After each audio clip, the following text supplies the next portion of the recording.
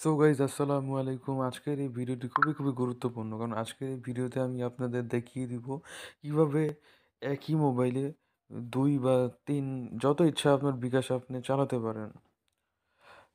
এমনি তো এক মোবাইলে এক বিকাশ অ্যাকাউন্টই চালানো যায়, হ্যাঁ?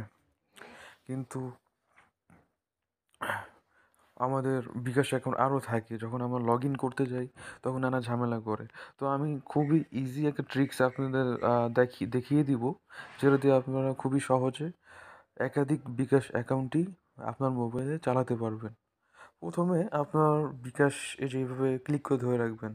দেখেন এখানে আসে অ্যাপ ইনফো, রিমুভ শেয়ার। আপনি অ্যাপ ইনফোতে ক্লিক করবেন। ক্লিক করার পরে আপনারা এখানে দেখতে পাচ্ছেন স্টোরেজ ইউসেজ। এই যে এই মেনুটা এখানে ক্লিক করবেন। ক্লিক করার পরে এখানে দেখতে পাচ্ছেন ক্লিয়ার ডাটা। মানে বর্তমানে আমি যেটা ইউজ করতেছি এটার ডাটাগুলা দেখতে পারতেছেন। তো এখানে আমি যদি ক্লিয়ার ডাটা দেই, দেওয়ার পরে যদি আমি বিকাশ অ্যাকাউন্টটা আমি অন করি, তাহলে একদম রিফ্রেশ একটা পেজ আসবে। তারপর ভেরিফিকেশন কোডটা চাবে। তারপর আপনি অন্য বিকাশ অ্যাকাউন্টটি আপনি অন করতে পারবেন। এভাবেই ওইটার কাজ যখন আপনার শেষ হবে, ঠিক একইভাবে ক্লিয়ার ডাটা করে অন্য যে বিকাশ অ্যাকাউন্টটা আছে সেটা আপনি অন করতে পারবেন। খুবই ইজি ট্রিক্স। এই ট্রিক্সটি বাদে আর কোনো উপায় নেই।